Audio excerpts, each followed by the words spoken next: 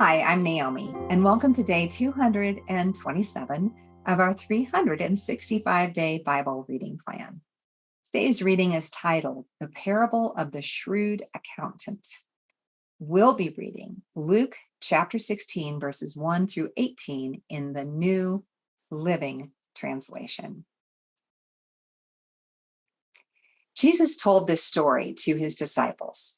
There was a certain rich man who had a manager handling his affairs. One day, a report came that the manager was wasting his employer's money. So the employer called him in and said, "What's this I hear about you? Get your report in order because you are going to be fired." The manager thought to himself, "Now what? My boss has fired me. I don't have the strength to dig ditches, and I'm too proud to beg. I know how to ensure that I'll have plenty of friends who will give me a home when I am fired." So he invited each person who owed money to his employer to come and discuss the situation. He asked the first one, "How much do you owe him?" The man replied, "I owe him 800 gallons of olive oil." So the manager told him, "Take the bill and quickly change it to 400 gallons. "And how much do you owe my employer?" he asked the next man.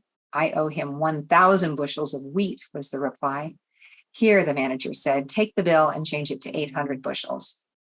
The rich man had to admire the dishonest rascal for being so shrewd. And it is true that the children of this world are more shrewd in dealing with the world around them than are the children of the light. Here's the lesson. Use your worldly resources to benefit others and make friends. Then, when your possessions are gone, they will welcome you to an eternal home. If you are faithful in little things, you will be faithful in large ones. But if you are dishonest in little things, you won't be honest with greater responsibilities. And if you are untrustworthy about worldly wealth, who will trust you with the true riches of heaven? And if you are not faithful with other people's things, why should you be trusted with things of your own? No one can serve two masters, for you will hate one and love the other. You will be devoted to one and despise the other. You cannot serve God and be enslaved to money." The Pharisees, who dearly loved their money, heard all this and scoffed at him. Then he said to them, "You like to appear righteous in public, but God knows your hearts. What this world honors is detestable in the sight of God. Until John the Baptist, the law of Moses and the messages of the prophets were your guides. But now the good news of the kingdom of God is preached, and everyone is eager to get in.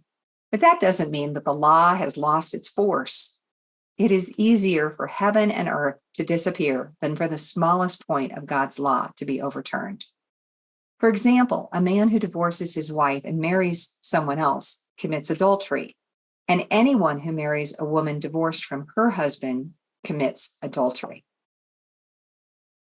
Thanks for joining us for today's reading. And remember, everyone has an invitation to sit at Jesus' table. We hope you'll find your story and purpose in God's story.